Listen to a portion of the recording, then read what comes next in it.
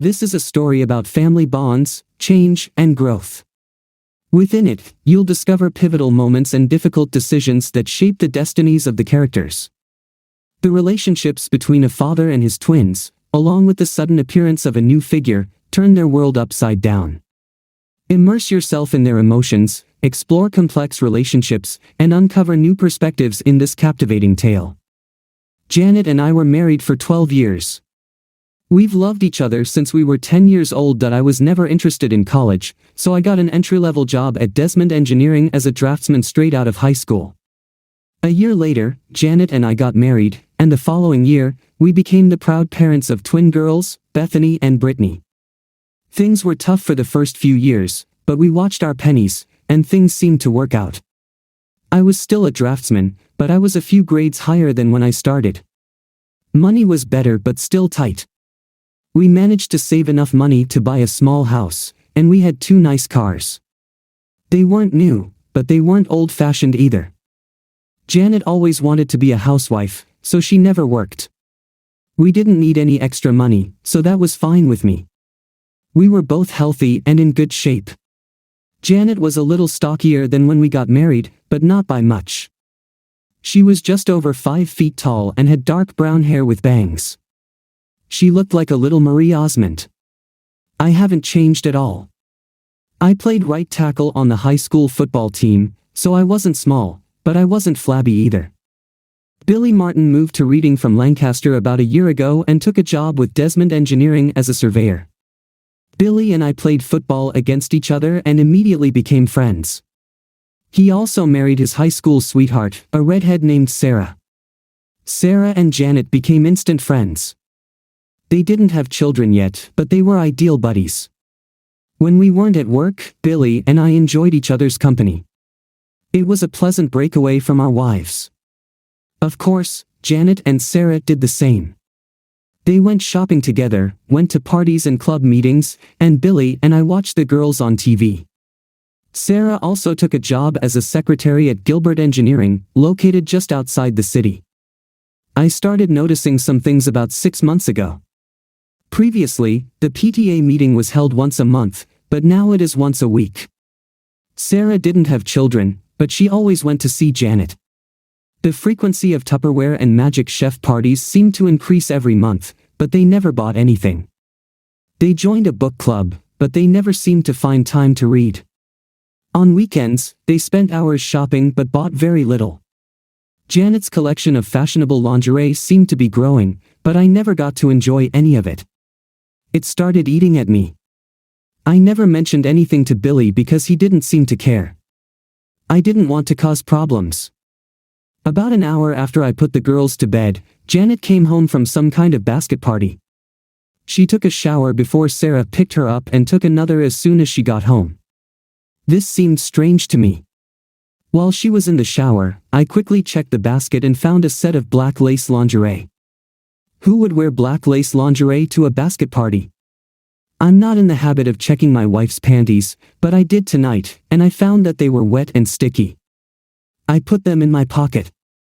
Until tonight, I had never once rummaged through my wife's purse or wallet.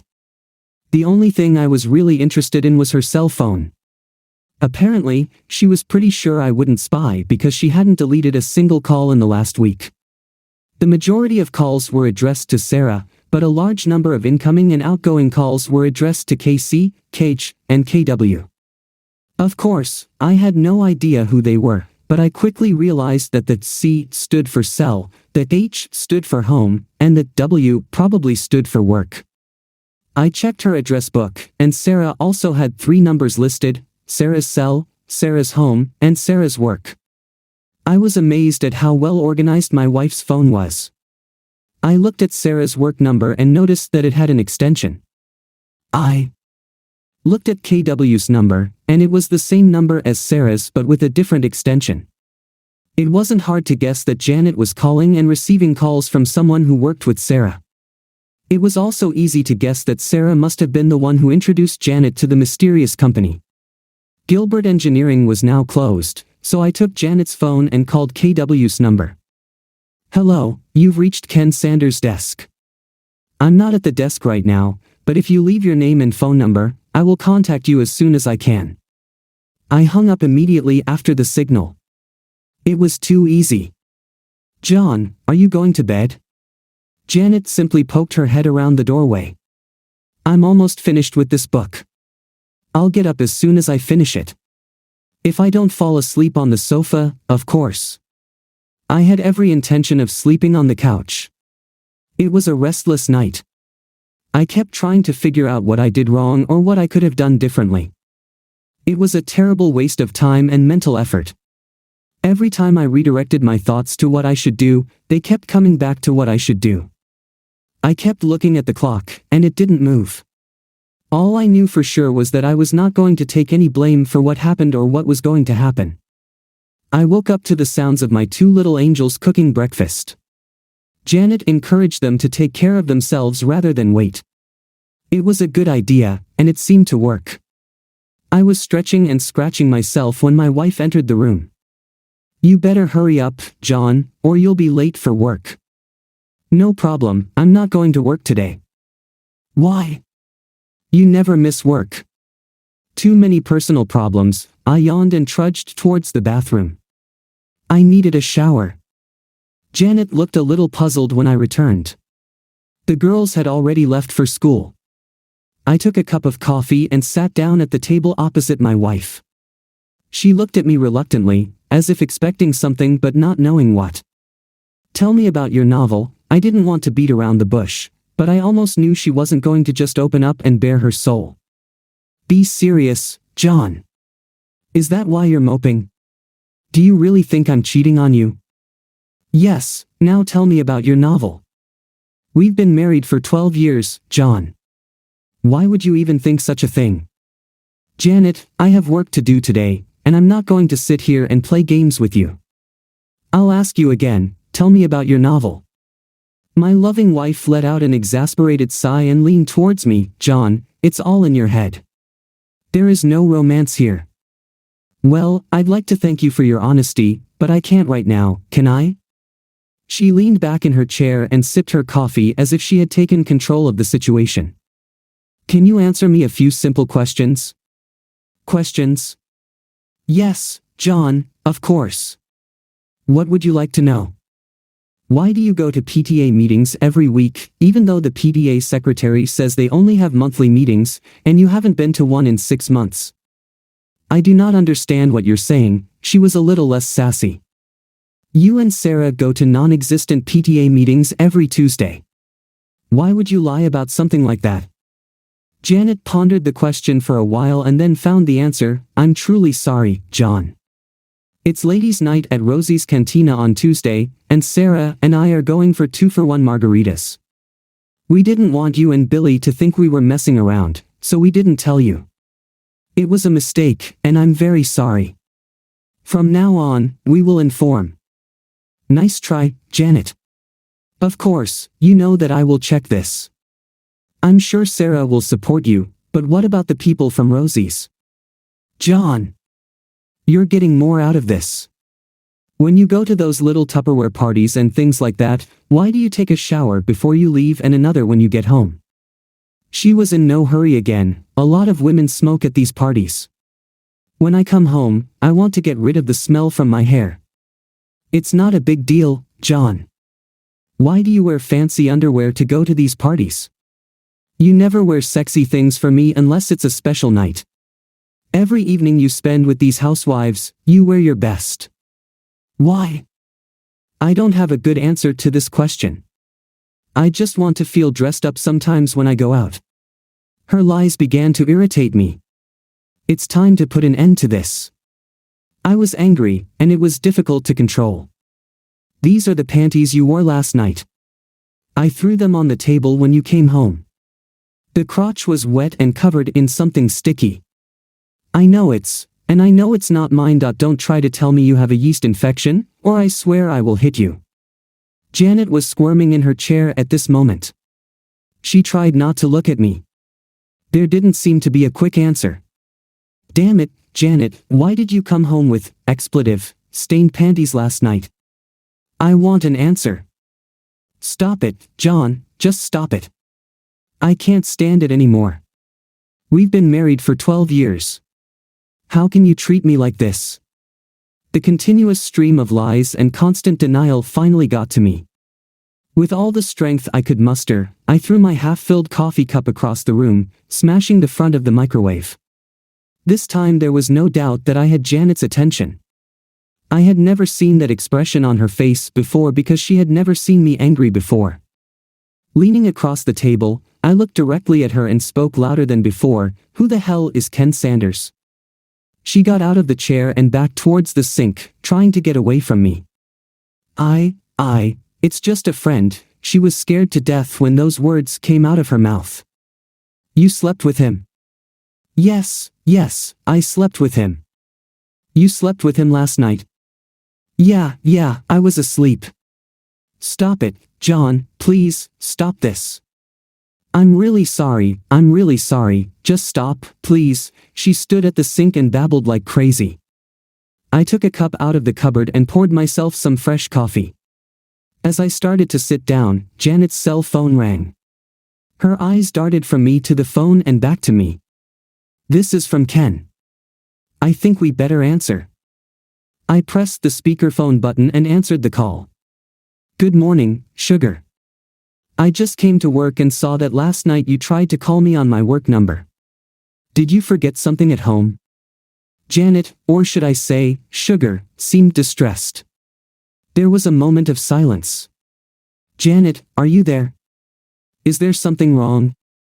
She looked at me with a petrified expression. I nodded back to her. "Ken, my husband is here. He knows about us. He has his phone on speaker." He didn't hang up, but he didn't answer either. I felt obligated to let him off the hook. "Ken, good buddy. I have some things I need to do this morning, but I promise to come see you this afternoon. Maybe you should put 911 on your speed dial." I ended the call and put the phone back in my pocket. Janet just stood at the sink in her robe, shaking. "I have to go. I have one more question. What is the name of the guy Sarah is dating?" "No, John, please don't make me." The second cup flew across the room and crashed into the tiled wall behind the sink. She jumped back and couldn't speak fast enough. Calvin Bostic. I'll be back this afternoon. Remove all your belongings before then. My mom will stay with the girls until we make other arrangements. Anything you can't fit in your car, I'll get it for you. Let my mother know where you will be. Do not call me." She didn't move or say anything else as I walked out the door. Of course, I had no idea what to do next. I decided to go into the office and see Billy. I thought of him as a friend and felt that he should know what was going on. It was pretty easy to figure out that Sarah met Calvin at work and became friends with him. Ken was probably Calvin's friend who needed a date. I may have simplified this a bit, but I thought it was close enough. Billy was not in the office, he was on the spot setting some bets or something like that. I called him on his cell phone. "Billy, I don't want to bother you, but I have bad news." "Is someone injured?" "Not yet, but they will be." "What the hell are you talking about, John?" Janet and Sarah got themselves a couple of boyfriends. On all those nights when they had to go to meetings and Tupperware parties, they actually got together. "Are you sure?" "I don't believe you, John. Sounds like some kind of nonsense to me. Ask Sarah about a guy named Calvin Bostic. He works with her in Gilbert. I think she introduced Janet to another guy from there." "Damn, are you sure?" "Damn it, John.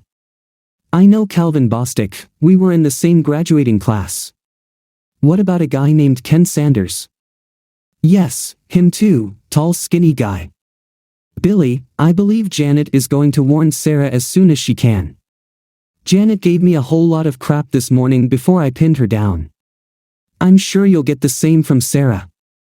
Billy hung up, and I went to HR to ask for a short leave. I didn't feel like working right now. It only took 10 minutes to transfer all the work I was doing to another draftsman. Around the same time, Janet's cell phone rang.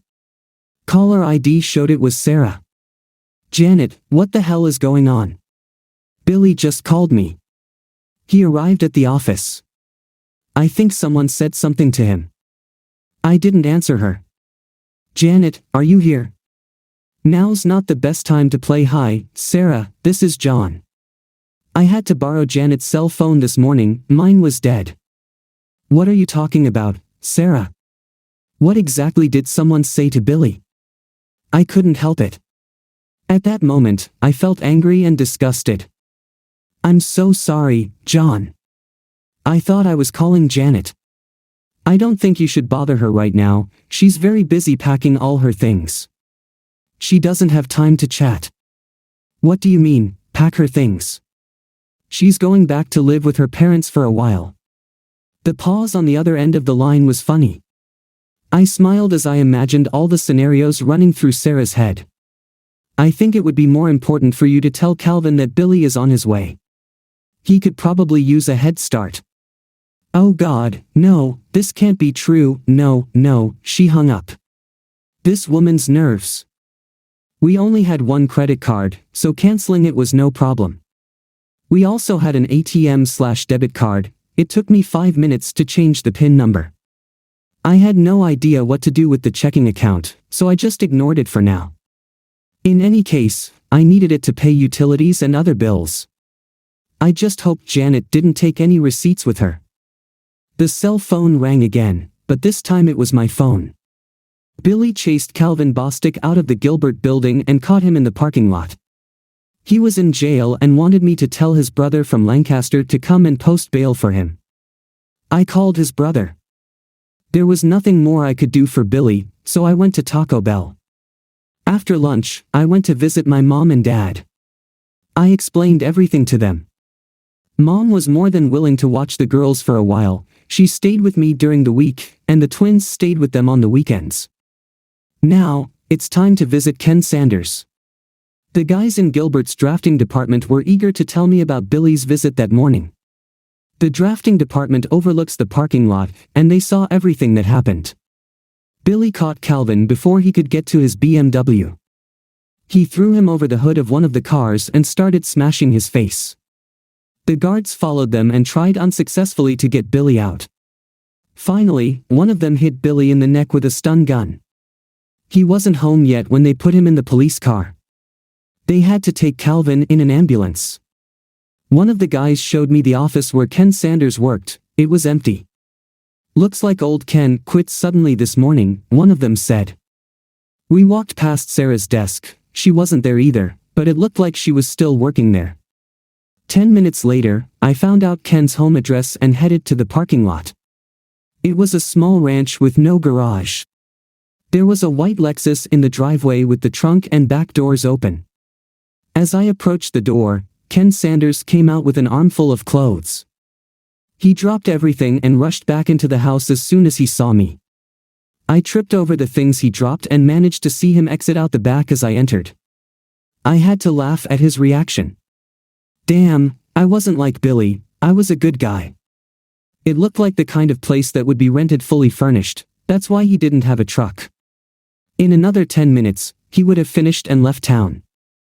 I was looking forward to talking to Ken, but I didn't want to chase him. I looked around the room for anything interesting and got a few pleasant surprises. The first thing I picked up was his cell phone. It lay on the table in the living room next to a folder containing his passport and some personal documents. There was a cute little laptop computer on the dining table. I couldn't find anything else, so I packed up the few goods I had and left. I didn't want to do anything that could be considered criminal, so I resisted the urge to crash his car. This was beautiful. I think it was a crime to take things out of the house, but damn, he left the door open, and anyone could have taken them. Unable to fully control myself, I let the air out of just one of his tires. He'd have to empty the trunk to get to the spare tire, and I'm sure he'd do it with one eye on the street, looking for me. I'll pick it up later. He received the message.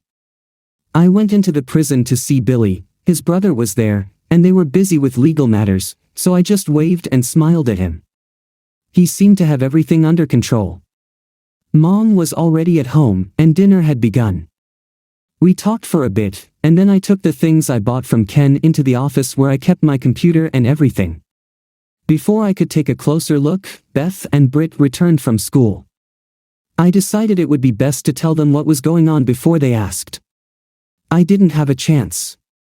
"Hi Dad, what is Grandma doing here? Where's Mom?" Bethany beat me to it. "Your mother and I decided to take a little break from each other. She will live with her parents for a while." Brittany started to smile, and Beth rolled her eyes and groaned. "I win, haha, I'm winning, I told you." Britt was gloating about something, and her sister was frowning. "What's happening? What's so funny?" Brittany volunteered to explain. "Beth and I had an argument. I said Mom cheated on you, and she said that would never happen. Looks like I won. I never said anything about your mother cheating. We are not stupid, Dad, and don't treat us like children, we know what's going on. I just didn't want to admit it. Britt is right, Mom is cheating on you." "How did you know this?" "I just found out. You're a little slow, Dad, and too trusting." Britt put her hand on my shoulder. It was strange, a 12-year-old girl trying to console her father. One Saturday when Mom and Sarah said they were going shopping at King of Prussia, Mom wouldn't let Britt and me go with her.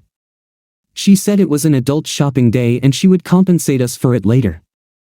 When we got to school on Monday, 2 kids said they saw her with a guy in Nobles Grove. We called them liars, but one of the girls had a photo on her cell phone. It seemed pretty trivial. I thought there must be an explanation, but Britt said she was cheating. "Why didn't you tell me anything?" They both just shrugged. A couple of weeks later, Tracy Mercer's parents saw Sarah, Mom, and 2 guys at TGIF Fridays in Allentown. They told Tracy about it when they got home. I sat dumbfounded. Thank God Grandma invited us to dinner. We didn't discuss the issue during dinner, and I apologized before dessert arrived. Luckily, the twins decided to leave the topic for the rest of the night. I felt relieved. I had just started looking through Ken's laptop when his cell phone rang. It was a text message, DKS Sray 4 Safu LYJ Dear Ken, sorry for the trouble, love Janet. I'm not the world's best texter, in fact, I'm pretty bad, but I had no trouble reading this message. It came from Sarah's cell phone, which meant Sarah and Janet were together. I couldn't resist the temptation. TJ, thanks a lot, John. Now she knew that I had Ken's cell phone. I spent the next couple of hours going through files and folders on Ken's computer. There were no emails between Janet and Ken, but there were some interesting emails between Ken and some old friends in Lancaster. I was shocked by what I read, and I definitely didn't like it. Janet and I had been together almost our entire lives, and now I learned that I never really knew her. She seemed to have gotten closer to Ken in less than a year than she had with me in almost 20. While I was replacing the cartridge in the printer, I noticed that I was crying. This is not what I usually do. She had hurt me with her deception, and now I felt the salt in the wounds. Perhaps it was because of my tears. I printed out several emails and a dozen photographs. I would have taken more photos, but I ran out of expensive paper. There were no pornographic images or even anything racy. All of them were suitable for mixed company. Beth poked her nose in the door and asked if she could call her mother. I didn't feel like I could refuse. My mother was with the twins while they talked to Janet and overheard everything. She didn't eavesdrop, but it seemed like the girls weren't trying to hide anything. Mom later told me that they didn't cut Janet any slack and blamed her for the whole problem. The conversation lasted less than 5 minutes. The emails were extremely interesting. Ken applied and was hired as an engineer for an alternative energy project in Spain. His start date was in 6 weeks. Apparently, he did not warn Gilbert about his departure. I'm sure Sarah knew, but no one else mentioned it. He had all the documents ready for the trip, except for passport. I'm sure he could find a replacement, but he better hurry if he wants to set a start date. I guess he could always go to the police and report that I stole it, but I didn't think he would do that. He hasn't booked his plane tickets yet. One of the letters to a close friend explained a lot. Janet planned to get a divorce after joining Ken in Spain. She realized that I would never allow her to take the girls out of the country, so she was going to declare me an unfit father. The letter didn't go into detail about how she was going to achieve this, but it did indicate that it would be severe enough to revoke my visitation rights for the twins or custody. It was completely despicable. Ken wrote this letter, so it was all rumored. I would have liked to have gotten something original from Janet, but I had to make do with what I had. I printed out several copies of this letter. Mom fell asleep watching Leno, so I sent her to our bedroom. The girls have already gone to bed. I fell asleep on the couch, and there were 4 empty beer bottles on the coffee table. I woke up to the smell of fresh coffee and bacon. Mom always prepared a good breakfast. The girls were finishing their cereal when I approached the table. I had to endure some good-natured digging before I could start cooking the eggs. The conversation was casual until it was time for the bus. "Girls, I'm afraid your mother will try to separate us. She plans to declare me an unfit parent so she can keep you all to herself. I have no problem with shared custody if it keeps you two happy, but I won't give up my right to see you and be with you. I don't want you to have to pick sides, but I want you to know what's going on. Be careful, and don't listen to any lies. Dad, we are smarter than you think. Don't worry about anything. We love Mom, but we won't let her screw you up or anything." Brittany smiled, and Beth gave me a thumbs up as they walked out the door. Mom filled my cup and sat down with hers. "Relax, John, everyone is on your side." After showering and shaving, I put on some clothes that were a little nicer than what I usually wear. When I left the house, I felt a little strange because I had 3 mobile phones with me. I made a mental note to buy the cell phone charger Ken had given me. I probably won't need it, but I'd rather be prepared for it. I checked into the family services office and waited for the caseworker to call me. I was confused when I finally got the call because I knew the woman who came to my aid. "John Terrell, I haven't seen you for over 10 years. What did you do?" Jod Mitchell was easy to remember. In high school, she was one of the goth girls. The goths had their own small group and stuck together. They were ostracized by most of the other kids, especially the athletes, including me. She looked normal now, but I'll only ever remember her for her pink hair, black lipstick, and dark eye makeup. The funny thing is that the goths could never determine whether they were into drugs, sexual deviance, or witchcraft. As for Jod, it was probably none of those things, but you always believe the most outrageous things. The sign on her desk read J. Mitchell, so I assumed that she had never been married. 12 years ago, I could understand it, but today she looked, "What can I do for you?" My train was interrupted by her question. I discovered that I stuttered a little. "You look great, Jod," she laughed at my awkwardness. "You mean compared to how I looked before?" Now I felt embarrassed. Probably, but I didn't mean to imply anything.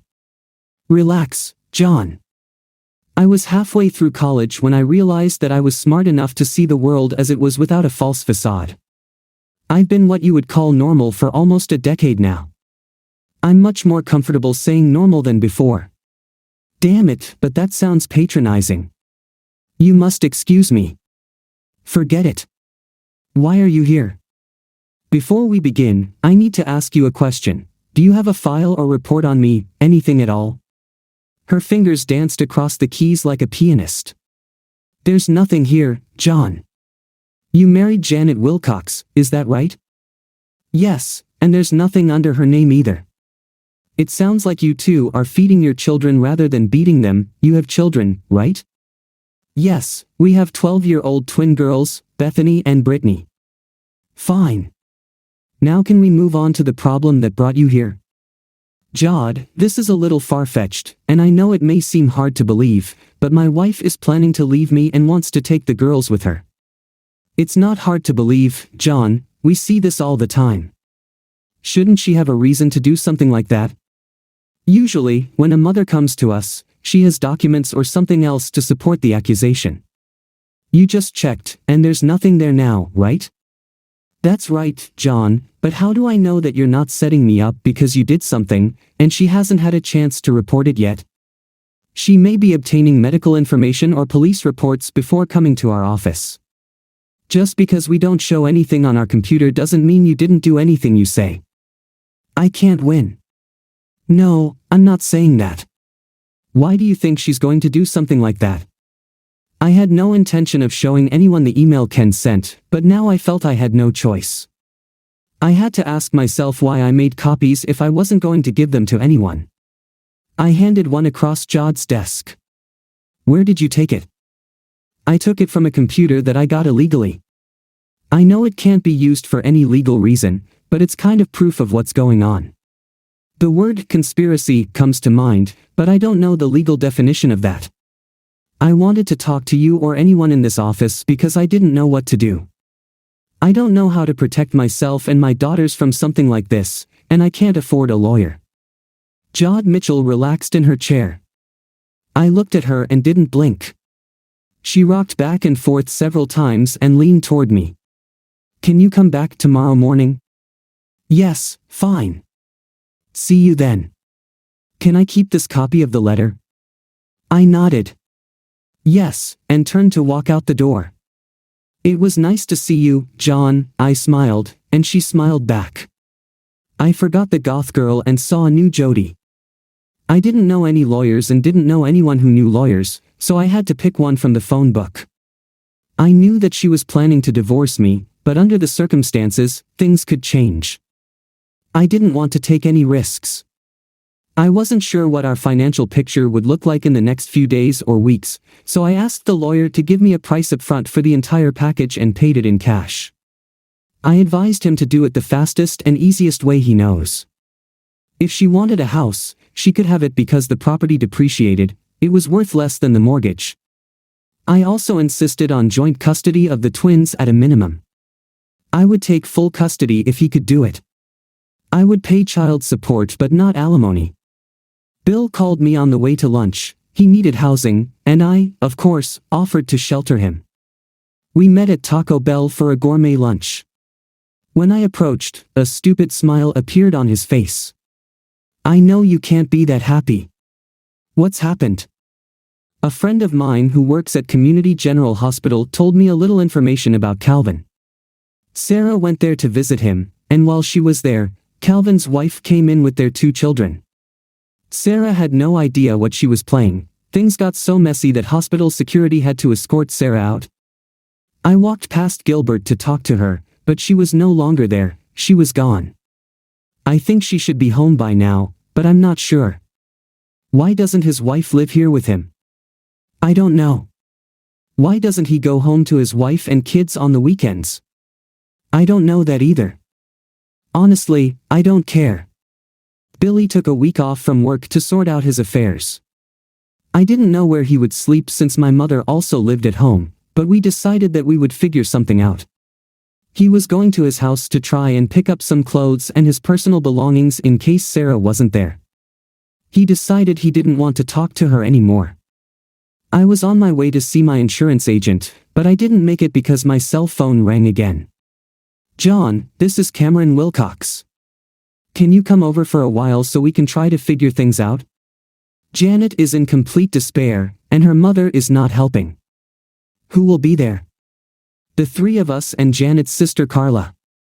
It was a dark group. I took a folder of goodies with me and gave up coffee. Who wants to start? John, Janet seems to think you're overreacting. She claims that you were furious and made her say things that weren't true to calm you down. She claims she didn't do anything wrong, and you have no right to kick her out. I had the distinct impression that my dear wife was telling a very embellished version of what happened to her parents. I can understand why she didn't want to admit to them that she had cheated on her, but she resented the fact that she shifted the blame onto me. What do you want me to do, Cameron? Prove she's a liar or admit I made a mistake? I'd just like to see a few facts so we can better understand the situation. What did she tell you about her friend? She claimed she didn't have a boyfriend. She just had a few drinks with friends Sarah worked with, and that you misinterpreted it. Cameron, she's had over 80 phone conversations with this random friend in the last month. How many times has she called you and her mother in the last month? They both looked at Janet. She looked at her feet, not at them. Is this like a random friend she meets for drinks every now and then? No one was talking when I pulled out Ken's cell phone. Carla, can you read text messages? This letter was sent to a random friend of hers right after I kicked her out. Why don't you read it to everyone? Dear Ken, sorry for the trouble, love Janet. Carla returned my phone. Does this sound like a casual friend? Janet covered her face with her hands. Cameron shook his head slowly. A couple of weeks ago, Janet and her friend Sarah told everyone they were going shopping at the King of Prussia Mall. The twins begged to go with them, but their mother said no. Here are some photos taken during this trip. I handed Cameron 6 photographs. He looked at them and handed them to Martha and Carla. This is not like the King of Prussia, it's like Nebel Grove. Damn it, Janet, what's going on? Until this moment, Martha had been silent. Janet, in every photo, you are holding on to that person's hand for dear life. It's not something you do with friends. It looks like the guy in these photos, Ken, is much more than just a friend, I guess. Are you trying to pull me here? The tears flowed slowly and quietly. This was not what she had hoped for. She didn't expect these photos. Here are a few more of the same. I think 2 of them are from Olive Garden, and 1 looks like Red Lobster. I have a few more. Luckily, my loving wife is wearing all of them. I think we've seen enough, John. I'm sorry we had to call you here for this. Cameron seemed upset at how he had been tricked. When I stood up, Janet was leaving the room, sobbing like a child. We never got to discuss the stains on her underwear. I think at that time, there was no need for this. Cameron walked me to the door. John, I'm sorry. We can't undo what's been done, but I guarantee you it won't be ignored. He shook my hand as I left. When I got home, Mom and Billy had already set up a fold-out bed in the living room. It wasn't really a hallway, just a small extra room where I kept my computer. Billy had a pile of extra clothes in the corner that he had taken from home. Sarah wasn't home when he came in. The most interesting thing that was waiting for me when I returned home was the mail. In fact, it was waiting not for me, but for Janet, a beautiful official envelope from the passport department. I knew I shouldn't open it, but I couldn't help myself. It was, of course, a passport, but more precisely, a family passport. The photo was of Janet and 2 girls. I remember the girls telling me that they had their picture taken, but I never imagined it was for that purpose. Of course, my passport was not in the envelope. I immediately called Cameron and asked him to tell Janet that the goods had arrived. If she needed a passport, all she had to do was send Ken home to pick it up. I would only give it to Ken. I was usually at work when the letter arrived. I would never have known she got it. Cameron told me that they had asked Janet to find another place to live. They had no idea where she was going to go. They seemed a little angry with their daughter. He promised to tell her about the passport. The conversation over dinner was interesting and mostly comprised of girls. Today a woman from family service came to our school, Bethany said with a shy smile. Would you like to talk a little more about this? Did she talk to you together or separately? We were both at the same time. Her name was Jody. She said you went to high school together. We went to the same high school at the same time, but we weren't together. Britt frowned at me for being smart. Pay attention, Dad. What did she want to talk to you about? All she talked about was you. Beth and I agreed that she liked you. Did you understand this from a short conversation? She talked to us for over an hour. We missed the gym and the geography part. They were both talking at the same time, and I was having a hard time keeping up with them. Dinner was interrupted by Carla's phone call. She wanted to talk. I met Sister Janet at McDonald's.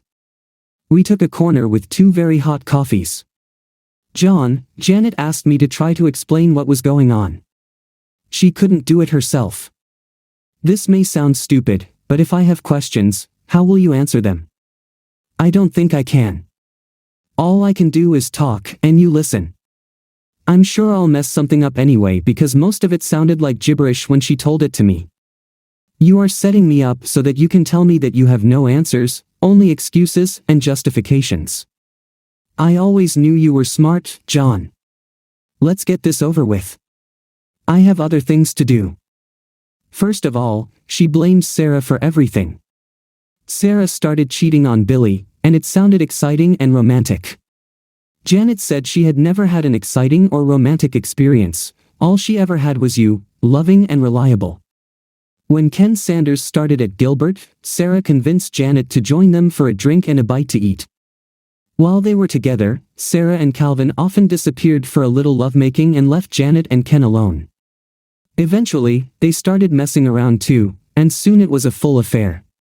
Once it started, she couldn't or wouldn't stop it. Ken impressed her with his stories of what he was doing and what he was going to do. She wanted to go with and share it all. When he asked her to go to Spain, she jumped at it. The big problem was not leaving you, but leaving the girls. She knew you would never let her take them abroad, so she was going to figure out a way to make you look like a bad father. Now she knows it was a mistake. After talking with the girls, she realized that they are closer to you than to her. She decided that she would not try to have twins if you agreed to a divorce without any condition. That's all. Almost. So, yes, fine. Tell her to go and apply. I will not dispute this if everything is as you described. Oh, John, one more thing. Janet would like to get her passport. Do you have it with you now? Everything started to become clearer. I had no idea how she planned to do this, but I suspected that she had not given up hope of taking the girls with her. They kicked and scratched all the way unless she had something up her sleeve. The family passport played a decisive role in the deal. Carla, my coffee is cold. I'm going to go home and take a hot shower. Do not call me anymore. John. What the hell is wrong? How did I make you angry? You know damn well what you did. Do you two really think I'm that stupid? Go back to your sister and tell her there is no way she can have my daughters. Since you decided to help her, I'll have to ask you to never talk to my girls again. Carla was talking on her cell phone as I left McDonald's. I can only guess who she called. I arrived at the family services office before it opened. You couldn't stay away from me, could you? Jody walked into the office with a big smile on her face and a Starbucks cup in her hand. She motioned for me to sit down and apologized for not having more coffee. I think you know that I talked to your daughters yesterday. I nodded and smiled. For some reason, I was a little tongue-tied, out of my element. I remembered that the same thing happened the last time I talked to her because I was with Janet my whole life. I never had the opportunity to develop any social skills with other women. Looks like I've paid for it now. Is something wrong, John? Apart from that, no.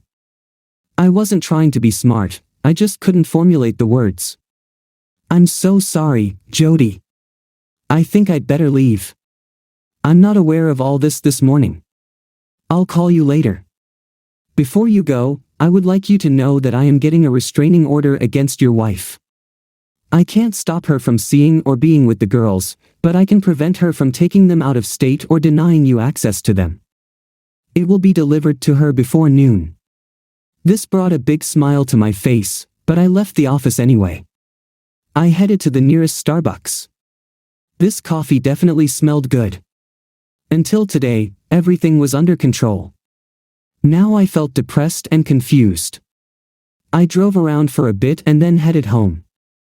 Billy told me that Sarah had moved back to her parents' house near Afra, so he was only returning to his place until he could sell or rent it out. He spent the morning at the bank, the insurance company, and the law office.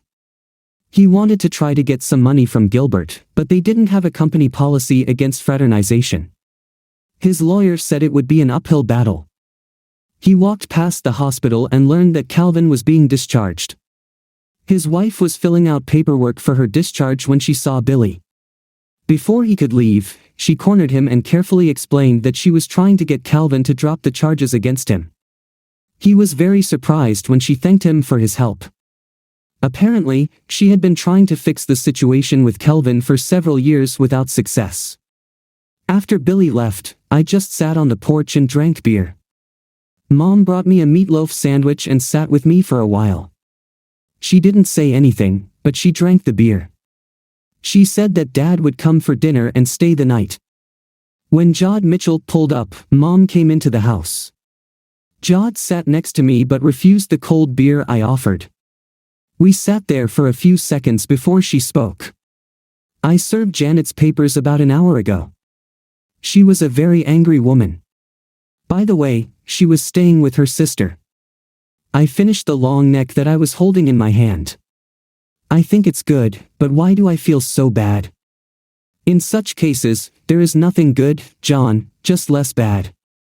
I pulled out another beer, paused, and put it back in the refrigerator. Could you come in and explain all this to the girls? I get along well with them, but no matter how carefully I express myself, it will sound like I'm blaming their mother. I'm afraid if I do this, I will somehow push them away. I do not want to do this. How about 7 tonight? I nodded as she stood up and walked to her car. She stopped halfway and looked back. This was a good sign, and I smiled. She smiled back. Jod came over that evening and spent a long time with Beth and Britt. Billy and I were busy searching his house and clearing out anything that belonged to Sarah or reminded him of Sarah. Jod started coming to our house several times a week. Pretty soon, she was spending as much time with my mom as she was with the girls. I noticed that she was ignoring me. This suited me, but I was curious. One evening, after the girls had gone to bed, she sat next to me. I felt like I had to talk to her, but I didn't have the chance. She spoke first. Danny, do you have any wine? Something like that? My speaking skills still needed work. What does it mean? I don't have anything with a cork. I have wine, but it all has screw caps. She seemed to think it was funny. Bring me something red and bring me a bottle. Well, the bottle looked more like a jug, but she didn't seem to mind. I poured it and we drank. Finally, I forced myself to break the ice. I think the girls get a lot of benefit from your visits. How long will you have to see them? Oh, the twins are fine, they don't need to see me. I came to see you. I don't understand. You barely even talk to me when you're here. Not really. I was just afraid you had some kind of rule against fraternizing with clients. Her quiet laugh made me feel more comfortable. I'm amazed that you didn't even ask to see my tattoos. What tattoos? It was clear that she was trying to engage me in some frivolous conversation to try to relax me. It was a good plan, and I appreciated it. I have 4 of them, and I got them when I was in high school. 3 are easy to find, but 1 is harder. Are you going to show them to me, or will I have to look for them? It'll be more fun if you watch, but I'm going to need some more wine if you're going to do this. We both laughed as I filled her glass to the brim. The hunt was much more interesting because we had to be quiet so as not to wake the girls. The 4th one was indeed in a very secluded place, and I admired her for a long time before she pushed me away. She left before the twins got out of bed, but I had a strange feeling that they knew what had happened. I told my lawyer from the phone book to finish the divorce papers and deliver them. Janet will have to accept what I suggest or do it herself.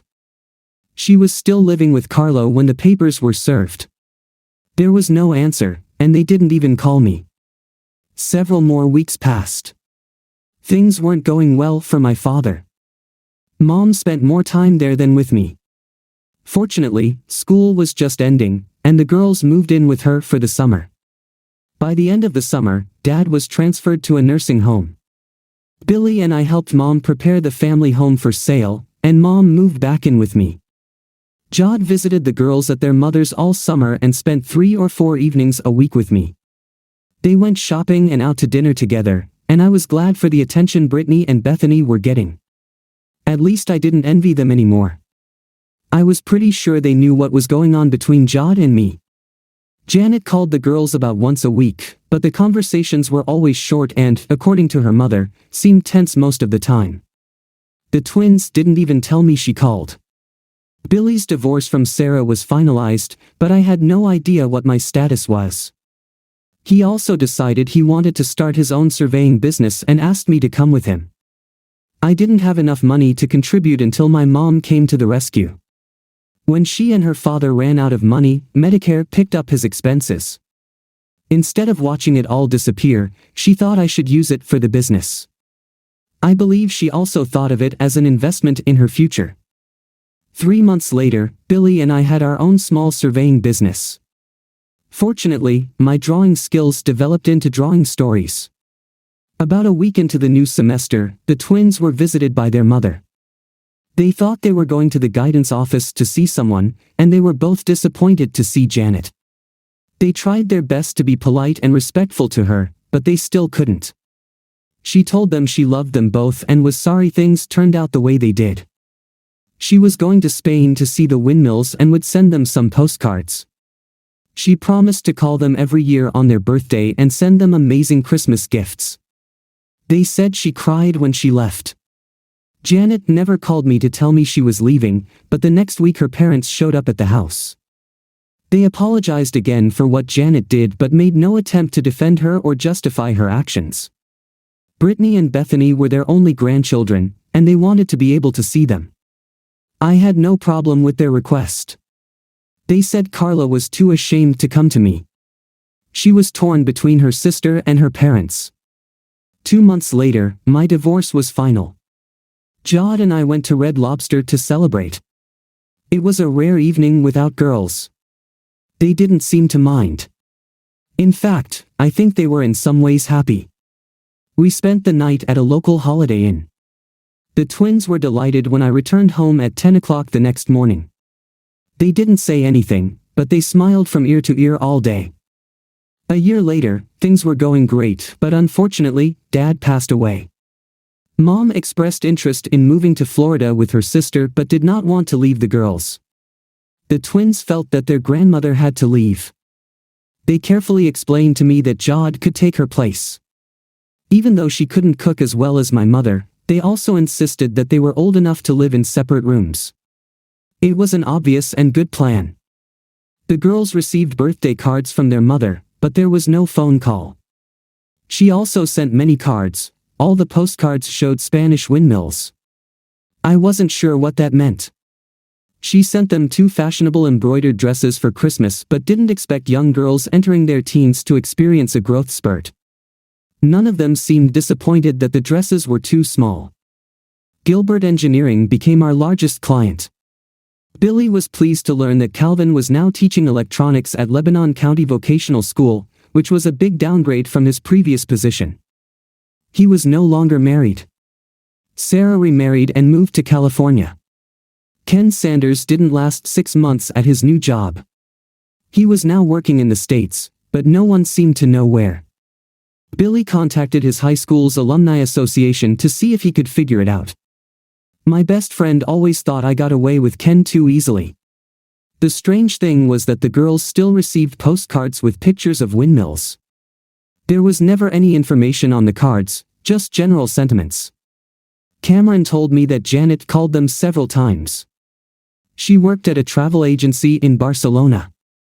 She never mentioned Ken or gave them any information about what happened between them. Jod and I went to Maryland to get married quietly. A year later, she was waiting. Brittany and Bethany were just as excited as we were. They were looking forward to having a little goth girl as a sister. I think it was some kind of private joke between the girls and their new mother. They never let me in on it. I never understood the significance of Spanish windmills. The heroes of this story undergo difficult trials, but thanks to their strength of character and mutual support, they find ways to overcome obstacles and grow as individuals. Their emotional bond and internal growth make them unique and compel the reader to empathize with their experiences.